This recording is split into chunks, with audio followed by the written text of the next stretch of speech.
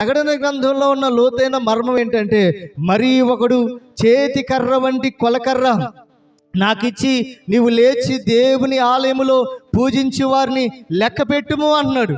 ఎవరినంట? మీకు అక్కడ కొన్ని పాయింట్లుగా నేను చెప్పడానికి ప్రయత్నం చేస్తాను. పాత రోజుల్లో మనం చూస్తూ ఉంటే ఇప్పటికి కూడా యెరూషలేములో దేవాలయం లేదు. ఇప్పుడు కూడా యెరూషలేము యాత్రకి వెళ్ళినా, యెరూషలేము దేశానికి మనం వెళ్ళినా, యేసు ప్రభు పుట్టిన నేలకి, యేసు ప్రభు పెరిగిన దేశానికి, యేసు ప్రభు వారు మన కోసం మరణించి చనిపోయి పునరుద్ధారణ తిరిగి లేచిన ఆ ప్రదేశాలకు వెళ్ళి చూస్తే టెంపుల్ లేదు, దేవుని మందిరం లేదు. నా ప్రియమైన బిడ్డలారా, ఆ రోజుల్లో మోషే కాలంలో ప్రత్యక్ష గుడారం ఉంది. ఏముందంటండి? మోషే కాలంలో ప్రత్యక్ష గుడారం చూడండి, మీకు ఎంత అద్భుతమైన రీతిగా కనిపిస్తుందో ఆలోచన చేయండి.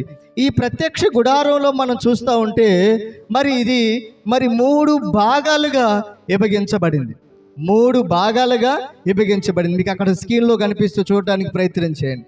కనుక ఒకటి మనం చూస్తే ఆవరము కనిపిస్తూ ఉంది.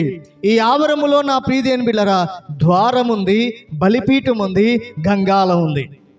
కనిపిస్తుందండి? ఆవరములు ఏముంది నా ప్రియమైన బిడ్డలారా? ద్వారము అంటే ప్రవేశించే ద్వారము, అలాగే ప్రవేశించగానే బలిపీఠం ఉంది, బలిపీఠము తర్వాత గంగాలము కనిపిస్తుంది. ఆ యొక్క మనిషి చేసిన పాపముల నిమిత్తము, మనిషి చేసిన తప్పుల నిమిత్తము బల్లర్పించి ఆ యొక్క గంగాలము ఎదుటి దగ్గరికి వెళ్ళి కాళ్ళు కడుక్కొని పరిశుద్ధ స్థలంలోనికి వెళ్ళాలి. పరిశుద్ధ స్థలంలోనికి వెళ్ళాలి. ఈ పరిశుద్ధ స్థలంలో మనం చూస్తూ ఉంటే సమూహపు రొట్టె బొల్ల, అలాగే దీపవృక్షము, అలాగే ధూపవేదిక ఇక్కడ కనిపిస్తూ ఉంది నా ప్రియమైన బిడ్డలారా.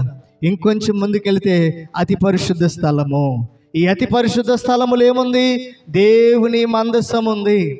దేవుని మందసము నా ప్రియమైన బిడ్డలారా 10 ఆజ్ఞలు కలిగిన పలకలు, అలాగే మన్నా కలిగిన పాత్రలు, అలాగే నా ప్రియ అహరోను సిగురించు కర్రలు నా బిడ్డలను చూస్తూ ఉన్నాం.